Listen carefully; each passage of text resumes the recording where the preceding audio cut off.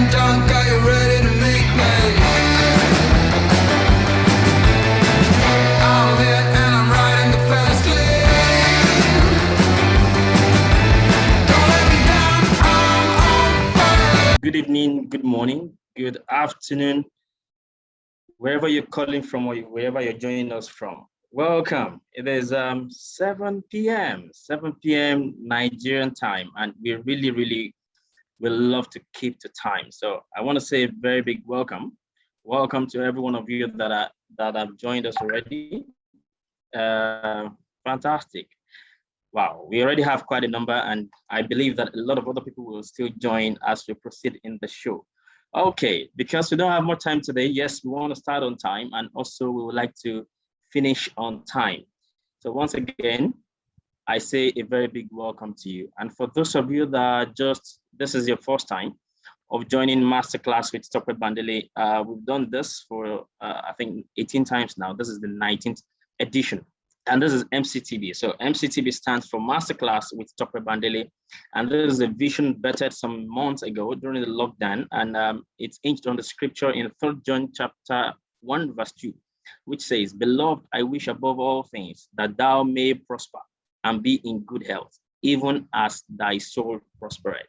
So that is why we're here today. Everything we do on MCTB has to be linked with your health, your prosperity, your advancement, your growth. That is what we do. And this is a platform of like-minded people. And we are focused on developing the world and adding value to people. So I say a very big welcome to you. All right, so my guest for today, MCTB Module 19, is no other person but Mr. Fowowe.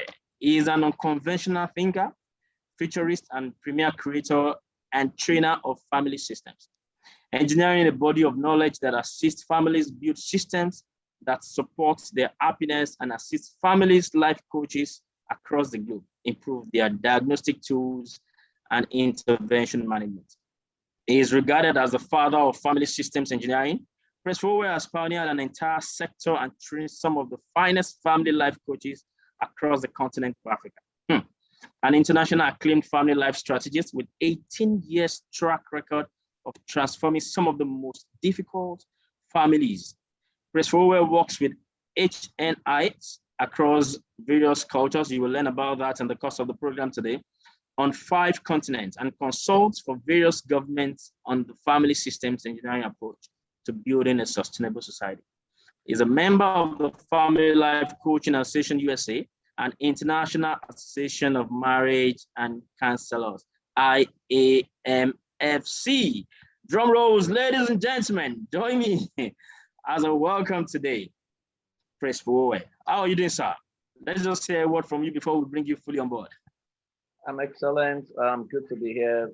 Dr. Thank you so much for the invitation. Very tired, but I have to be here. I know. Ladies and gentlemen, it was really difficult for us getting this date, but I know it's all for good. Our guest today, I've really, if I say I've not seen someone as busy as he is, well, maybe I'll be exaggerating, but he's quite busy. As I talk to you, he's just arriving from another program, and you know how difficult Lagos traffic could be. All right, sir. So you are a family life strategist, okay? A lot of us see this as a very big English for us. Wow, what does this mean? Family life strategies. We've heard about economic strategies, we've heard about financial strategies, we've heard about business strategies. What is family life strategist? So who are you, sir, in a bit? And can you just break this down for us? Let us know what your mission and vision for families. Thank you very much. Thank you very much. I don't like to describe myself in a grandiose way. I only say to people that I'm just a curious soul who seeks to create simple solutions to complex family life problems. So everything I see people complain about in the family, I get into research and I create solutions for them. What I say to people is that if you can show me the results you want, then I can build you a model or build you a template that will deliver your results for you. So when we talk about family life strategy, we're talking about helping people develop the system that can deliver the beliefs they seek in their family.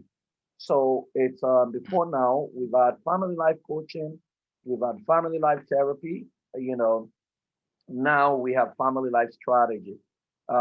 Usually I say to people that the client does not know the differences between all of this. The client wants a solution. Now in the Western world where I have also worked, they divide all these things. So if you're a family life therapist, you can do the job of the family life coach. You don't do the job of maybe a counselor. But at the end of the day, the new discussion is the client wants solution. Are you going to walk to a level and say, oh, no, no, this is not, my area. I'm going to refer you to someone else. These are clients who it has taken them a lot to actually come out, to even come and meet you and pay you and share the story with you. Now, you're now going to say, okay, go and meet this person, go and meet that person. It becomes very cumbersome and tiring for them. So what we do, and which is what I train many of my people to do, is to become a one-stop shop where you can actually solve the problem. And what we've done is I created a psychometry that has really, really made it a bit more data-driven, such that I no longer, for example, if couples are having issues, I don't need to listen to them anymore. I will first of all run an assessment, and in 15 minutes I can look at their results and process their assessment and tell them 94% of all their trouble without them even saying anything. So my job basically, I think, is to assist people create structures and systems that can deliver their beliefs. And I think much more is to raise a new generation of family life professionals that humanity deserves. That's what I think my call is, and that's what I focus on. So aggressively, I've been training people, getting people ready, because in Nigeria, for example, there is no single university that does any course on family science. So not at all. you have a whole lot of native intelligence people, advising people, which is not tenable, because you're going to destroy more lives at the end of the day. And people are teaching culture as scripture, or teaching culture as you're taking their experience and slapping it on people. So I have had to, after 11 years of research, come up with a certification program, Family Systems Engineering, which is regarded now as the most complete family life certification program. Now we have students from African countries. During the lockdown, we now started having students from the UK, US, Canada, South Africa, who are now taking the certification course. So that's what I just think. We've taken it to the US, to the highest level, which is the Family Life Coaching Association. And they actually were the ones who looked at it and say, oh, no, this has gone past coaching. This is a combination of coaching, therapy, and strategy. So for me, I just want to help. I just want to get curious and ask questions and create solutions that can solve human problems. And I do not believe that it's got to come from abroad for it to be proper. I think God has embraced all of us, and He has given all of us a measure of intelligence. Our skin must no longer define us, and we must not battle with low self-esteem or seek endorsement, from anyone. If it can work, then it can work anywhere in the world. And that's what drives me.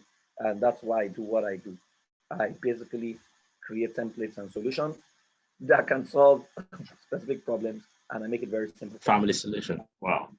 Fantastic. That's a whole lot. Great. Wow, you've been doing amazing stuff on in the social media space as well. I follow you and I keep wondering, wow, where do you get this energy from? And I can imagine I get to see testimonies, hear testimonies as well, as to people coming to you and finding solutions to parenting or relationship issues. And I love one of your interviews or one of your programs where you said, while you were in school, you were like the go-to person for every lover birds in the school. And I was like, wow, then probably you must have been really fan of the ladies at that time. But well, let's keep that aside. So now today, sir, we're talking about parenting. It's a parenting in times like this. We all know, I don't have to define times like this here. Times like this has been period, the times of the internet, times like this have been times of busy moms, busy parents. Times like this have been times of non-availability of funds for parents to give the best sometimes to their kids. Times like this is also times where some parents even have so much that they are spoiling the kids with the abundance that they have. So how do we create balance? So someone in my tribe asked this question. I said, talk about what is the right definition of parenting rights? Okay, is it when I have the money and I spend it so much on my child, or is it when I don't have enough and I ensure that this child passes through? I had a preacher also say, I had this yesterday. I said, let your child pass through hardness, so that they don't pass through hardship in future. I find it a bit confusing. So what is the right method of parenting? If there's any formula for it, we would love to hear that. Parenting is an 18-year journey. What you have from age 19 is your report card. Now, if you don't understand the different milestones of parenting, you're going to damage a child. And a lot of us have been damaged. So when people talk and they say, oh, our generation was very disciplined, they don't know what they're talking about. They don't understand the difference between discipline, domestication, and punishment. Not the same words. If you want to understand discipline, domestication, and punishment. Yeah, if you want to understand any concept, you first look at the etymology of that word. That is, when was the first time this word was used? Now, the word parenting is the word bring forth, which means a parent is actually someone who can spot the identity of the arrow in his quiver, then groom and develop that arrow to solve a predetermined problem and shoot that arrow in service to God and humanity. So which means parenting has a threefold assignment: discovery, development, and deployment. Now, if you cannot deliver those three, you are not a parent. You're just a title holder, right? So if you can discover your child, if you can't develop your child, and if you can't deploy your child, that's why for those of you who are Christians, the Bible did not say train up your child in the way you want him to go. It said train up a child in the way he should go. That presupposes that your first skill must be observation. That's why parenting is divided into 5 stages, or 4, or I think 5. And your roles are divided into 5 stages as well. From ages 0 to 3, your job is to be a scout. Your job is observation. You cannot pass. Can I pause you, sir? I am so sorry to pause you. Guys, I would like that you have your pen and paper. These are not things you should just hear and just forget. Okay, I have mine here, and I'm going to keep writing. I will advise that you do the same as well. All right, over to you, sir. Apologies for that. So your job is a scout from age 0 to 3, and what you do at that age is to observe your child. Unfortunately, especially for those of us in Africa, and I have researched the Japanese model of parenting. I have researched the Indian model. I've researched the Chinese model, the Jewish model, and the Emirates model. Because those are models that have been tested, and they provided or produced a predetermined outcomes consistently. Now, so from age 0 to 3, you're supposed to observe your child and pick signals from your child. Your child is going to show you a lot of tendencies. So you have a child who picks your phone, or you have a child who begins to hide everything around the house, right? That child is sending you a message. Or you have a child who brings out your iPhone and begins to unscrew it. You call him destructive, and you're going to beat him, and you're going to damage the child because of how much it costs you to buy that phone. You are not going to ask the right questions that human beings should ask. And why we can't observe as Africans is because the capacity to observe has been taken away from us. We do not observe, and that's why when opportunities pass us by, we don't have the capacity to say. Especially for those of us who are religious, we say you don't move by faith, not by sight. So you pass the things that are around you. So you move by faith. You drive on the bad road, and you move to your beautiful mansion. You walk by faith. Your car is still going to be damaged, whether you walk by faith or not. So you need to observe. Unfortunately, so you have a child, 3-year-old, who spills water around the house and messes up the rug.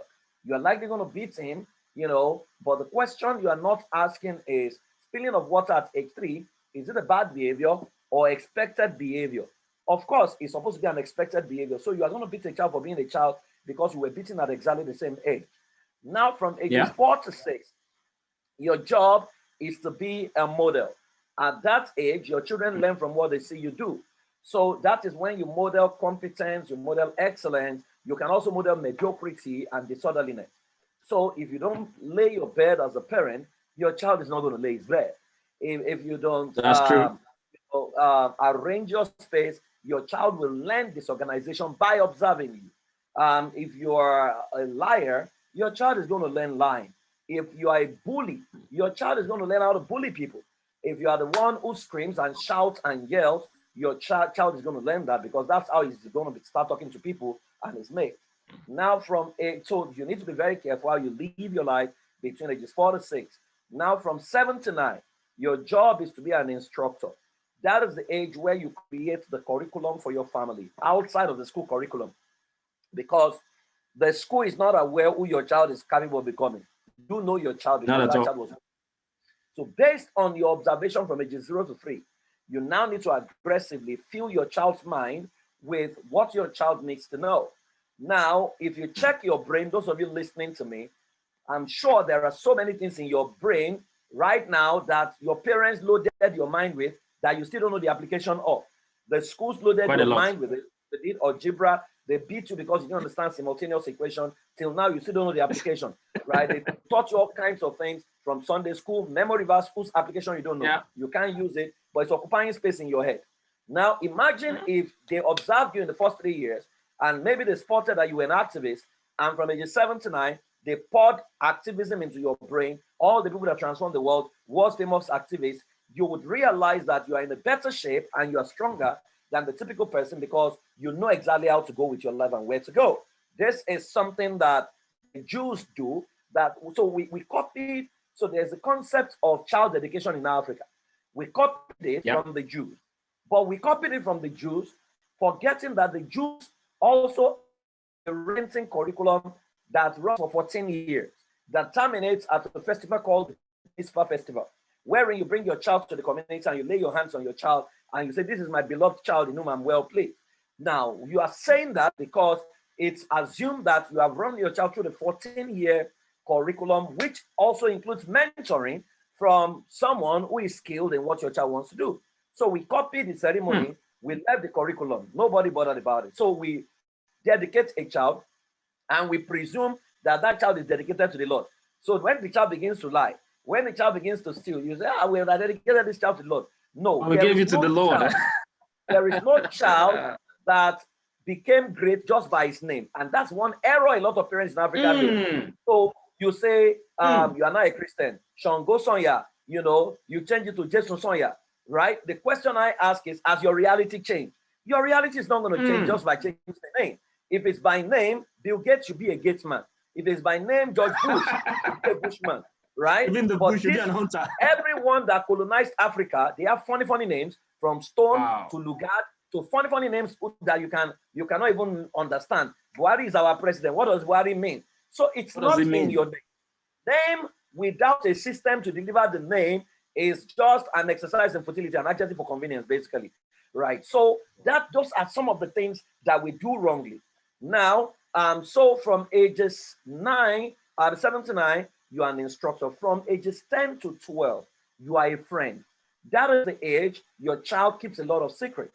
So if you are not their bestie and they don't induct you into their world, you are going to totally lose them. They will pretend to, but they will do something else. So you have to be your child's friend at that age. I have a child within that age range. My last child, at best, we talk about everything and anything. She has no reason to lie. My children don't lie to me because I keep saying to parents that the psychology of lie is actually built on the premise that I do not trust your capacity to undo my truth. So to protect you from yourself and to protect myself being hurt by you, I would rather lie to you and share something that you can understand that will not make me go through pain, and I will protect your emotions from appearing like Shango or Ogun and throwing tantrums from you. That's the psychology of life. If you can create an environment where your children can speak their truth without being afraid, then child will lie to you. Now, from ages 13 to 18, your job is a coach. You are now to balance perspective and help your children create strategy for where they want to go. From age 19, your job is a technical advisor and you are a cheerleader. Your child is no longer obliged to listen to you. But if you have done a proper job from ages 0 to 18, your child will still defer to you. Now, I will talk about something critical that I see around Africa. And I talk more from research. I don't like being spooky. I mean, my Christianity is very practical and a bit scientific. I've done the religious part of it. Now I ask questions. Now, I noticed in Lagos, for example, there was a year, I noticed that there were so many meetings, prayer meetings set up called Destiny Restoration Meeting for Firstborn Children. That's true. So I was asking, why were these meetings holding?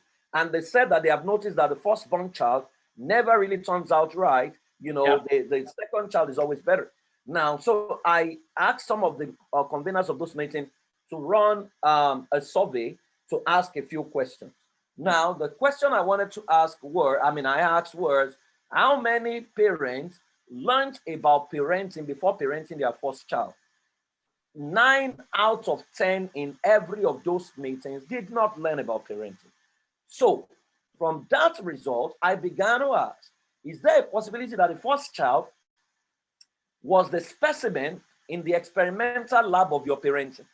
And we all know that the specimen in an experimental lab never survives the experiment.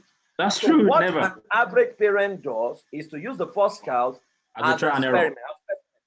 Now, by the time the second child comes, they've learned some critical stuff. So the second child is better. So I began to say to them that maybe there is no demon that is actually troubling your child. Maybe you are the demon that has stolen the child's destiny simply because you impose your worldview. And there is something in our brain that expects the first child to be the best, to be the leader, to be the richest. It's not correct. Every child is different. Every child is a seed.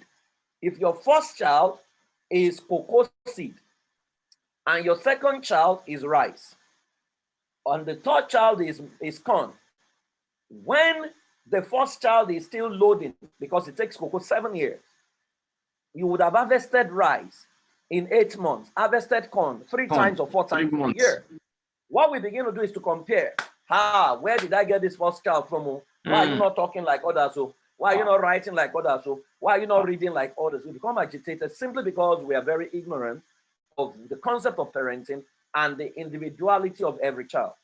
Now, so I have concluded that parenting illiteracy is the biggest bane of parenting in Africa. Now, a lot of people do not know, and they do not admit that they do not know. So consistently, they argue about what they don't understand. But I have consistently said, you need to ask yourself, do you want to discipline a child, domesticate a child, or punish a child? Whenever we say that, we were disciplined, a disciplined people will produce a disciplined society. That's true. If your society is not disciplined, then you are not disciplined. You were domesticated. You were born under military rule. You lived under fathers who looked like militants. You lived with fathers who couldn't hug you. You were domesticated because they imposed things that you were not convinced about, but you have to do it because of the power of the king. The word discipline is the word disciplina, is a Latin word. It means to disciple, to train, to groom, and to help. In fact, the easiest way to understand that word is discipleship system in a church. You want the soul of a child. The guy used to smoke. 5 months into discipleship, you caught him smoking again. Are you going to shout on him, scream on him, curse him, or flog him with koboko? You don't do that. What you say is, you understand that he's a newborn baby. You say, desire the sincere milk of the word that you may grow thereby. You preach to him again, and you endure with him. Is that what you do with your children? The answer is no. You shout on your children, you are mean to your children, but you now pretend that you have compassion with someone in church that you are winning his soul. The word discipline, within the concept of the word discipline, there is no caning, there is no yelling, there is no spanking within that context of discipline, right? Whatever must be done to change a behavior or moderate a behavior or help a child is what you must do, including negotiation. Now, there is a word domestication, which is the Latin word domesticator.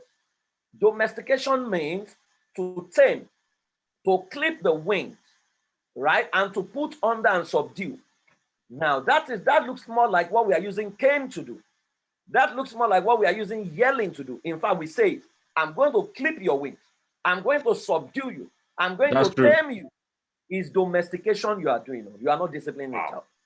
The third word is punishment. Is the Latin word punere.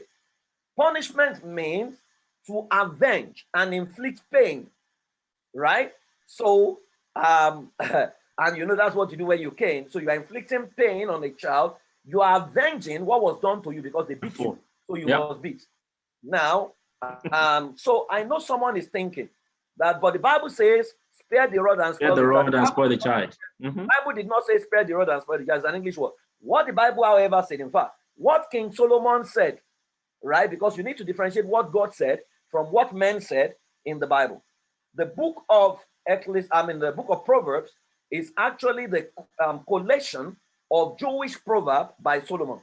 He says, bound in the heart of a child is foolishness. The rod of correction is what we take it out. Now, it's simple English grammatical construction. Bound in the heart of a child. It didn't say bound in the heart of the child, which means indefinite article. That alone suppose that not every child has foolishness inside of them. Now, it says bound in the heart of the child is foolishness, which means indefinite. It can be any child. And there are children who don't have foolishness. Now, it said the rod of correction. It did not define that rod. The rod, it did not say it's koboko. It did not say it's cane. It did not say it's slap. Because if you backtrack a bit to read the book of Psalms, David says, thy rod and thy staff. The staff that comforts me. What kind of rod can comfort somebody? It's not a rod that is inflicting pain. So the rod can be communication. It can be negotiation. It can even be the word of God. Now, to a people who have never gone through colonization, rod of correction is communication. To a people who have been through colonization, rod of correction will mirror what the colonizers use on them, which is koboko, belt, pankere, and slap and insult. Now, so the question is, in discipline, do you want to help a child change a behavior, or do you want to inflict pain? It's a question you always need to answer.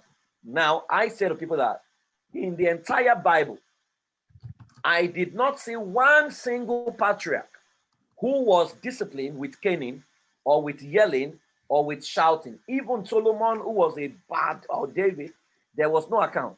I mean, so I don't know where we got this from. Now, I'm not saying don't beat your child, provided you think that beating can solve the problem. But I'll give you a research that was done in Norway. Norway is one of the nations with the lowest crime rates in the world today. Norway is closing down prisons because they are no longer prisoners. You know what Norway did? Norway discovered that many years ago, every time they beat a child, every time they flog every time they beat criminals and flog them, when they released them from prison, they went to commit the same offense within 2 years. The same offense again. Even so worse. They discovered that corporal punishment does not solve the behavioral problem. So Norway did the research and they created a mantra that says, when you treat a human being like an animal, it will respond with the energy of an animal. And many of you know that at some point when our parents began to beat us, we outgrew the beating and we began to say, now, let him come and beat me. Now, so that's the animal in you responding. Now they said, when you treat a human being like a human being long enough, it will begin to respond like a human being.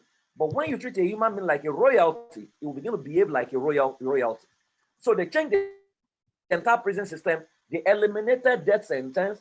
They eliminated life imprisonment. Maximum jail time became 22 years. Now, when you got into prison, they did an analysis for you to find out what you are strong at. If you wanted to be a medical doctor, they registered you in school and they began a discipleship system. There were people who left prison to go and become medical doctors and surgeons in the hospital. They changed the prison system to 5-star hotel. So as a prisoner, you have access to cable TV, you have access to your ensuite room, you have access to a proper meal. In fact, if you are married, your wife can come and be sleeping with you inside the prison. Inside the prison. Right? Now, this is how to treat. I mean, what they built that model around the return of the prodigal son. When the prodigal son returned, the father did not say, "Maybe you went to spend your money." No, The father recognized that what was missing in the prodigal son was he lost a sense of sonship, right? So the father quickly restored him to sonship, which means every misbehavior from a child can be traced to two things: a non-discovery of self or a non-remembrance of self.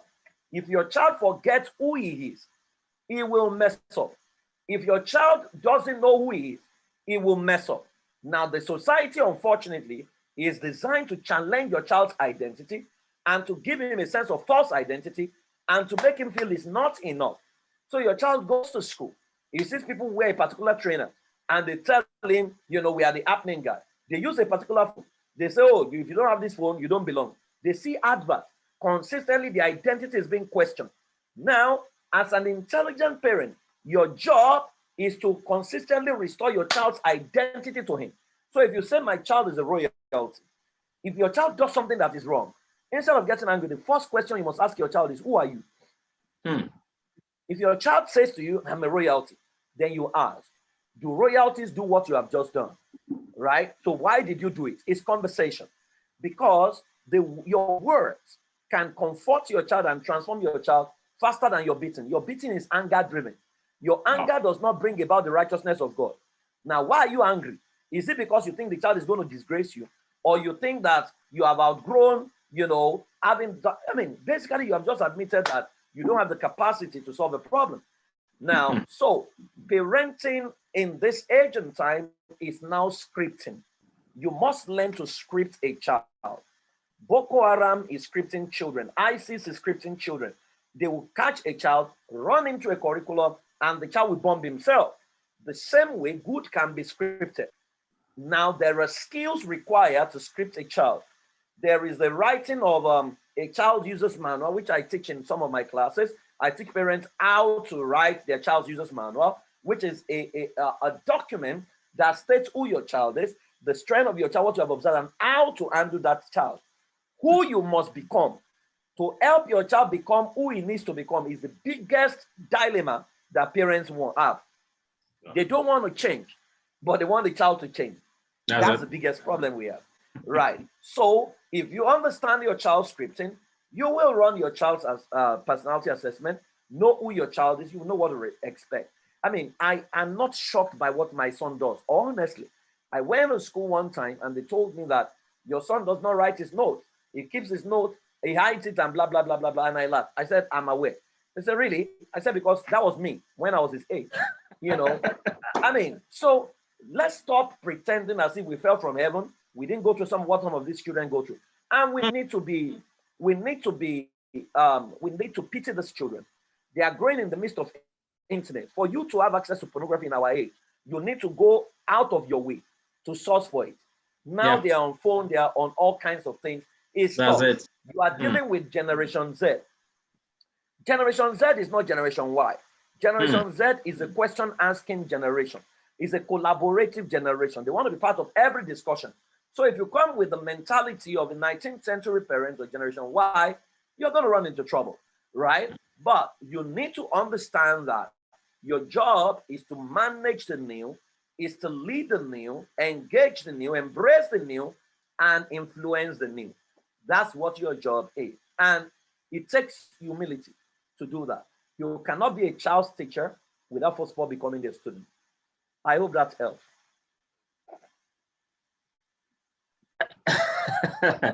Fantastic. Wow. More than 30 minutes you've been going on, sir. I don't even know where to start again. I don't even think I should even ask you any questions anymore because you've covered almost all my questions. And whew, this is really, really, really a masterclass. God bless you, sir. And there's some questions here. And someone asks, what is age 13 to 18? That is coach. You become a coach to your child, coach, right? Yeah, but I think I missed age 0 to 3, sir. What is age 0 to 3? Scouting. Scout. Scouting. So I'll go over that again. If someone can type it in the comment box, just do so. Age 0 to 3 is when you become a scout to your child. 4 to 6, you become a model. Age 7 to 9, you are the instructor. Age 10 to 12, you are to be a friend to your child. Then 13 to 18, you're actually your child's coach. And then 19 and above, you become a technical advisor and a cheerleader.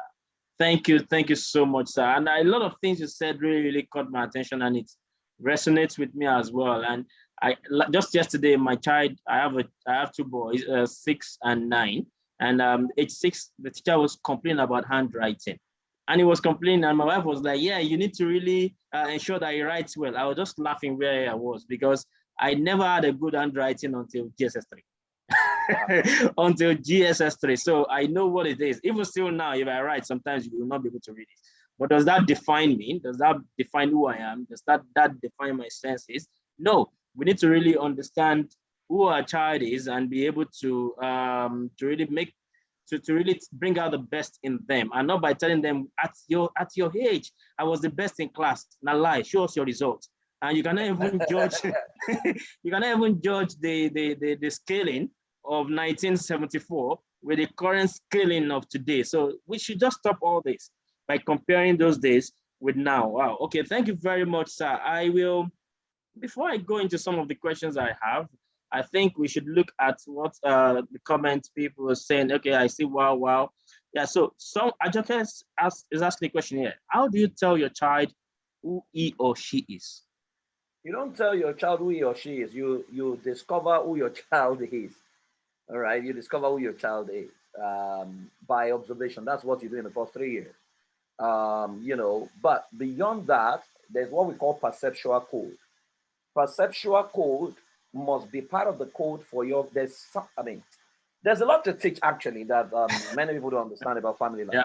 So your family is supposed to have a clear vision. You're supposed to create your family values. You're supposed to create the DNA creed of your family and the legends of your family. Now, in the legends of your family, it already states who the citizens of your country, which is your family, because your family is a country, are going to be.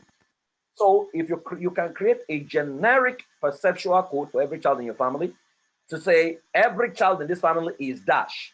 Are they royalties? Are they diplomats? Are they celebrities? Are they world changers? Whatever it is, you need to find that word. Yeah. Now, you will now begin to observe wherein you will now narrow it down to the specifics of every child. But even if all you did was to create that perceptual code that is generic, it means if you say your child is a royalty, you now ask, who must I become to raise royalty? How do you correct royalty when they do what you don't like? Have you seen any royalty? You might need to go online and study how royalties are raised. So I always ask a question. If Prince Harry smokes cigarettes, does he stop being a royalty? The answer is no. No. If he impregnates 1 million women, he will not still stop being a royalty. But what many of us do is we equate our child to a behavior that we don't accept. So a child told a lie, we say he's a liar. No, that he told a lie doesn't mean he's a liar. Right? He picked something, then you say he's a thief. So you equate his identity to his behavior, and it's the way we were scripted. So you need to define who you want every member of your family to be, which will govern how you eat, govern how your house is structured, govern, that's what I do for people, govern how you live your life, how you talk, communication, and everything. So for example, in my family, there are words you can't use. You can't. It doesn't, you can't even use them. You can't talk to a child in some ways or use certain words as a family. It doesn't exist, right? Because of the people we are raising, right? And so if you want to live in my house, for example, 72 hours, we run you through a crash course, like an induction program on how it runs, who the children are, how to talk, and blah, blah, blah, blah, blah. So you need to, Africa is not heavy on systems. Africa is heavy on emotion. That's true. The rest of the world is heavy on systems, that's why they left us behind. Because our own systems is very emotional. Daddy's anger determines the mood of everyone in the family. So if daddy is angry, nobody smiles. What kind of life is that? By our attributes, we look more like Shango than God in the way we relate with our children, right? That's true. More like a manual. When I was growing up, if my father was coming home, we needed to hear the blaring of his car on before we shape up and we began to pretend, right? So if we were playing, if he was coming home, we now pretended as if we were serious. Then by the time we become teenagers, you are now accusing us of being hypocrites when your behavior already domesticated us and conditioned us to pretend to be who we are not. So we cannot play in your presence because everything is seriousness to you. Yeah. So some of our behavior is creating a bigger problem for our children without knowing, right? Because patterns are being formed. So you need to agree with your husband. Who do you want to raise? That's the generic. Then through observation, you can now narrow it down, and don't be quick to narrow down your child to a particular, because, so for example, if you have a child who is drawing, it doesn't mean he's going to become an artist. He may become a brand consultant. There is a lot more than, but that is an entry skill that you can now play on to grow him into something bigger and something more robust, right? So you need, and that's why you need to be open-minded. You cannot be closed, because there are some tendencies your child will manifest that you have never seen before. That's right. True. So you need to approach it from a standpoint of curiosity, not taking position. I mean, the easiest, the small the examples I give, for example, is if you enter the room at 2 a.m. and your 12-year-old girl is asleep and her two legs are against the wall, how will you interpret that behavior? Now, if you grew up in the Yoruba-speaking part of Africa, she's a witch. They say she's a witch. Yeah. But instead of you to ask, is this a new style of sleeping? Is this a better style? Can I engage the child? You now beat the child and things like that. And many of us, we are close-minded that our children's greatness is stifled by us. A parent is like the aquarium. Your child is like the shark. Oftentimes, the shark does not outgrow the size of the aquarium unless the aquarium is broken and the child is good in the sea. So your heart must be like sea. Because when I ask parents, for example, what kind of child do you want to raise? They tell me they want to raise a godly child. Then I ask them, who is a godly child? They tell me a godly child is obedient, is respectful, is holy, the normal church stuff. Then I ask, can you define a godly child? They said a godly child is a child who behaves like God. So I said, can you give me the attributes of God? Then they say God is omnipresent, God is omniscient, is a creator, is loving. So I said, how come what you are calling God is different from what you are calling your child? Your child. Then they tell me that the child cannot be omnipresent. But I said, you just said the godly child is a. So I now ask them, is there any child you know who has created a product? Because omnipresent means you are present everywhere. Is there any child who has created a product that is present all over the world in every nation?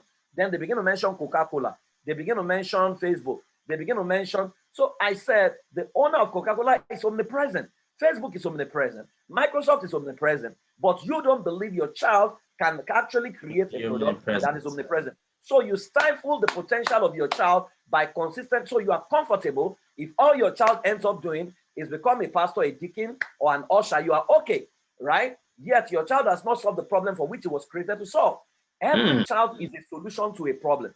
You must discover it and accept the destiny of the child. It may not be in line with what you expect for yourself. It's what God expects for the child. And that's why you need to separate your wants from God's needs, right? Because, so for example, in the Bible, Zechariah was looking for a son. God wanted a forerunner, right? Anna was looking for a son. God needed a prophet, right? Sarah was asking for a son. God wanted a new nation. So you need to separate it and understand that your child is bigger. So you need to break your aquarium and make your heart become like a sea, so that the fish can grow to its full stature and become the best version of himself. Wow. Wow, fantastic. Thank you so much, sir. But I still have to ask this question. You touched a bit on it, and it's from the tribe as well. It said, in making choices, do I ask my child to make a commitment, or do I make her do what I think it is right for him or her? Well, can you take that question again, please? In making choices, so maybe it's about, okay, who do you want to be in life, or the studies you want to go into, or stuff like that. Do I ask my child to make a commitment to say, okay, if I go into this, this is what I'm going to come out to be? Or do I make her do what I think it is right for her?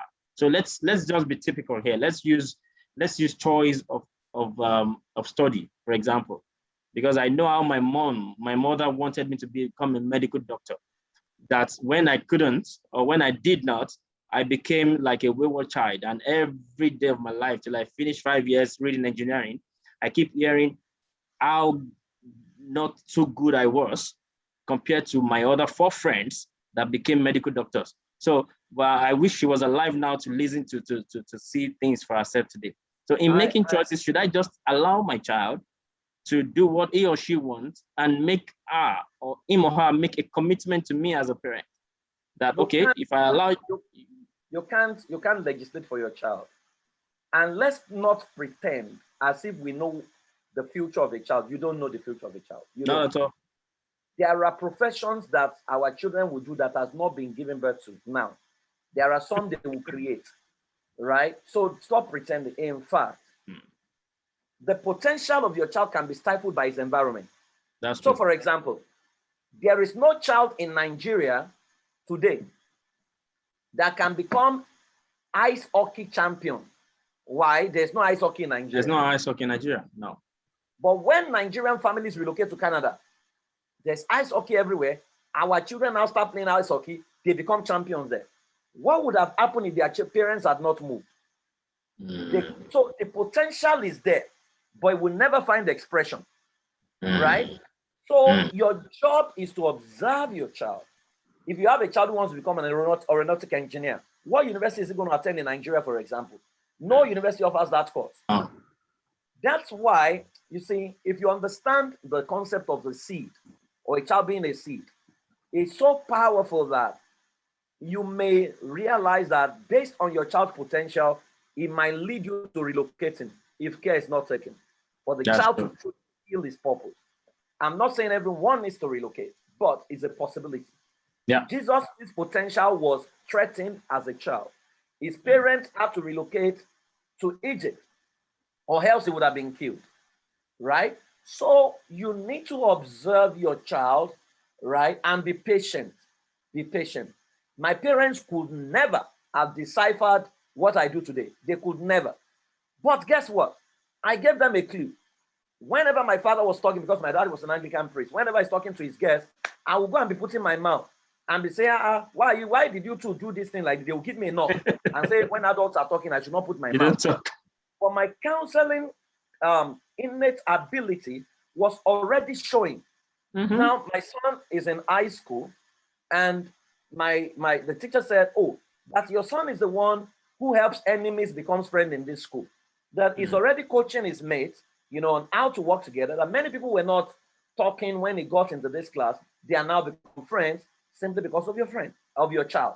Now, so meanwhile, my son, he grew up with a lot of musical ability. But I didn't narrow it down because your child, you can never tell. There are so many things I could have done, but my parents will never have seen what I do today. Do you understand? Because human beings will evolve with time. But the basics are the basics. You have to open up your child's mind to be able to question his environment, because that's what education is all about. That's why I can't put a child in a school where he can't question his teachers. I will not, right? My children question their teachers a lot. They question them a lot. So you need to open up your child's mind to be able to question you and question his environment, right? And be independent minded. We call it the power of one. That says that everyone is doing it doesn't make it right. That you are the only one doing it doesn't make it wrong. You need to consistently stand out so values is what you want to teach your child, right? And once your child aligns with your values, then let their minds become very free. I will say this carefully. Let them move carefully in the direction of science, much more than religion. I will say that again. Let them move carefully in the direction of science, much more than religion. Much more than religion. The future has no religion. The future has spirituality, however. So your children must be spiritual, not religious. Not religious. Now, if they are spiritual, they will be co-creators with God, and they will understand the science. I'll give an example. Israel. Bomb cannot land in Israel again for now.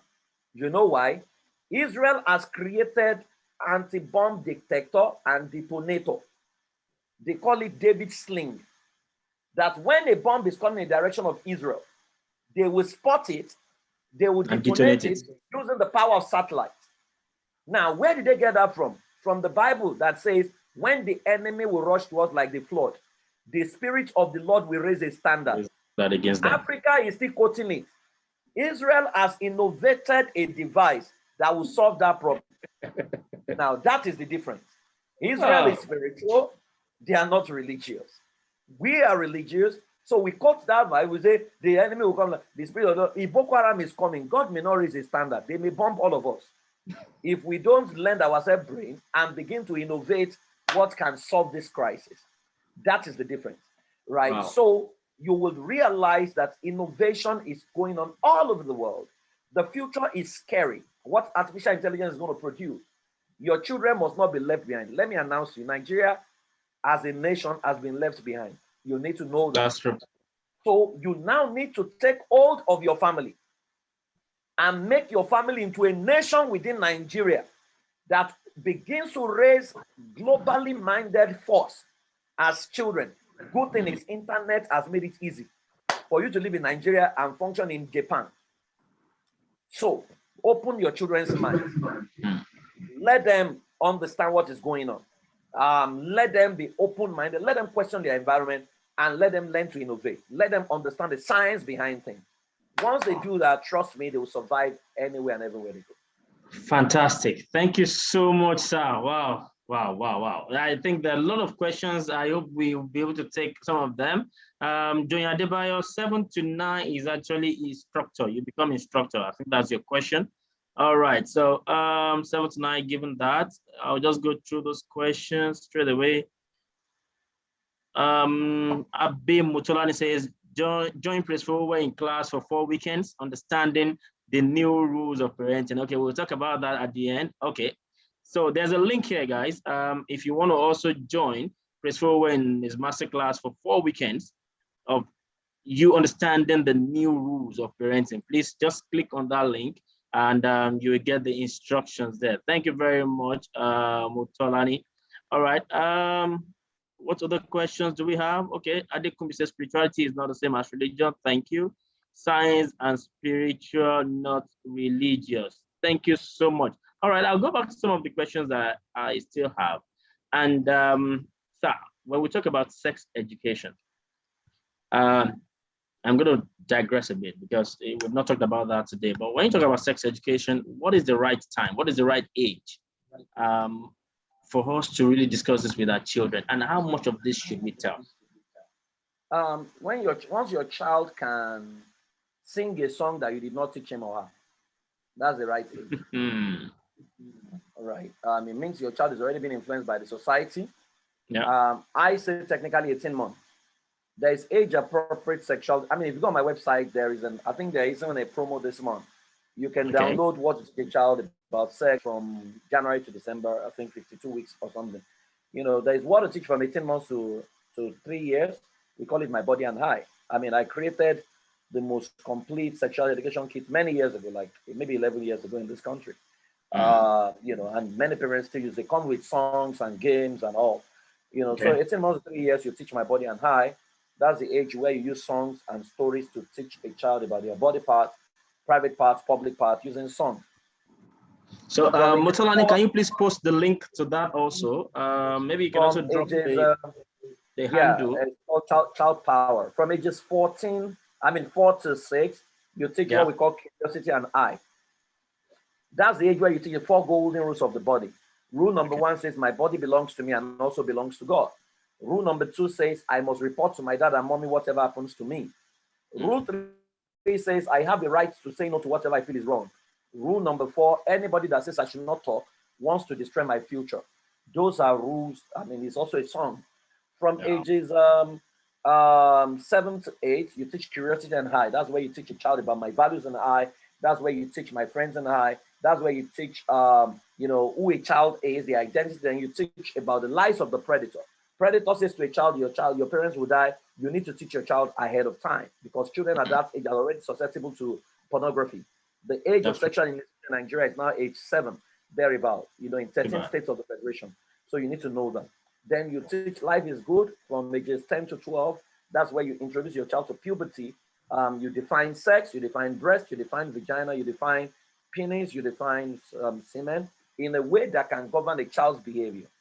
Now, tasty and chesty is the what to teach within the teenage years. There's also something on the website where what to teach about teenage, whatever. So basically, it's you that have to do it. If you don't do it, Olamide Bado will help you, Naira Marley will help you, and those ones don't teach the right one. Fantastic. Thank you so much, sir. Ladies and gentlemen, you have the links, and I believe that over 50 of us that are in class today, we're either parents or aspiring parents. So take advantage of this and go on those links and get.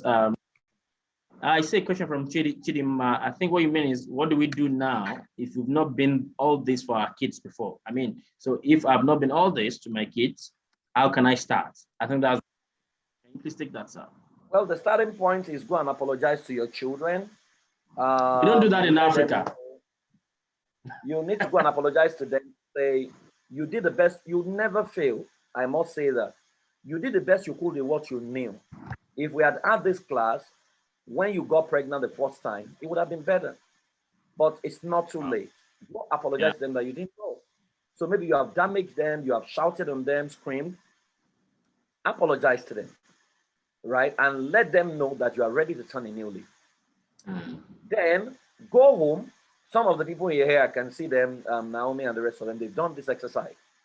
Go back home and ask your children, if they have the power to change something about you, what will they want you to change? How will they change? And if there's something they want you to start, what would it be? Listen to them and take note and adhere to their instruction. That will bring you back into their life and you can begin to influence them. Thank you so much, sir. It's been a full hour of back-to-back nuggets, back-to-back Eureka moments. Thank you so much. I've learned a lot today. I'm a parent too. I have two amazing boys and one beautiful girl. And I also want to be the best to these kids more than what my parents were to me. And I think this should be the aim and goal of every one of us as parents. I really can't thank you enough, sir. Mr. Prince Fowowe, God bless you so much. Thank you so much for what you're doing to this generation. Thank you so much for what you're doing to parents. Ladies and gentlemen, if you want to learn more or know more, follow those links. Then follow Prince Fowowe on Instagram, and I'm sure we can take it up from there. He has amazing classes, amazing stuff that you can key into and become the best parent that you will like to be to your children. It is not late. That is it. That's the word. Don't give up yet. Don't say, no. My child is already 19. I think it is over. It is not over. It is not over. That child can still turn a new leaf. It is up to you. Now, you said something that strikes me a lot. Parents in Africa, we hardly, apologize to our kids. And I think this is one thing this is one culture we should imbibe right now. We should learn to say sorry as well, and then watch and see these kids as they also take a new leaf. Thank you so much. It's been an amazing session. God bless you so much. And ladies and gentlemen, we've come to the end of the program today, but I would like to encourage you to also follow all our channels where you can get more information. This video, the playback, will be on my YouTube page, and you can just go to my YouTube page to really watch and also share with your friends and families. For those of you that probably will have to listen to this later. So that is the link. That is a link to the YouTube. Click the subscribe button and also a notification bell so that you can always have access to videos as we post. All the past 18 modules of MCTB are on YouTube. So go back and you can do yourself a great pleasure and good by going back to those videos and also sharing them. And if you want to be part of the MCTB community network as well, it is free.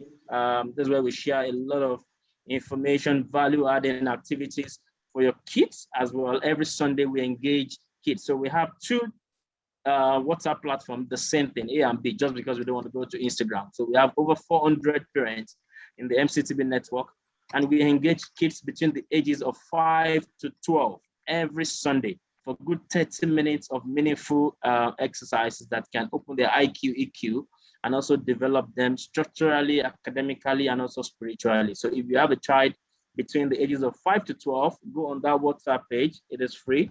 Join, and you will definitely never regret it. And at the same time, again, for parents, we also have the MCTB Health and Fitness Hub. This is where we also take care of our health and our wellness. We believe that we shouldn't just focus on kids, we should also focus on our health and our wellness. So wellness, I mean, you can also join us as well. That is the link that I just shared with you. It's in the chat button. And if you want to know more about masterclass with Tokwe Bandele, all you just have to do is go on my Instagram page and you can always get the information. That is my Instagram handle there. Click on it, follow, and let's have more discussion. And you can also suggest topics, all right? This is Module 19. Module 20 will be in another 2 weeks. It's every fortnight. And you can also suggest topics for us. Don't worry about the guests. I will look for the guests for you. But come up and say, hey, Tokwe, I think we should talk about this. Then we will definitely work on it. MCTB is all about adding value to families, adding value to homes, and actually opening your minds, opening your hearts to seeing the value you can also add to people. That's what we've been doing for the past almost 1 year now, and it's been an amazing journey. Thank you very much, sir. Thank you so much, Mr. Prince Fowowe. Thanks for coming on the show tonight. Until I come your way again in another 2 weeks for MCTB Module 20. Let's continue all this conversation on all these channels. Come on the YouTube page, come on the WhatsApp page, and let's engage ourselves the more. Thank you so much. Over 50 people in class. That's quite amazing. I really appreciate this. I can't do this without you. You are my strength. Thank you so much. I love you so much. And I hope and I wish that you extend this love also to those amazing kids. And sometimes in Q4, we will start our coaching network for our children, for our kids. Watch out for that. All right. Good night, everyone. Till I see you again. Stay safe. COVID-19 is still out there as much as possible. If you have to go to parties, if you have to go to crowded places, ensure that you observe the protocols. Use your mask, wash your hands, use your hand sanitizers, and let's stay safe. God bless you. Have a wonderful evening and have a wonderful weekend. Bye. Slam dunk, are you ready to make me?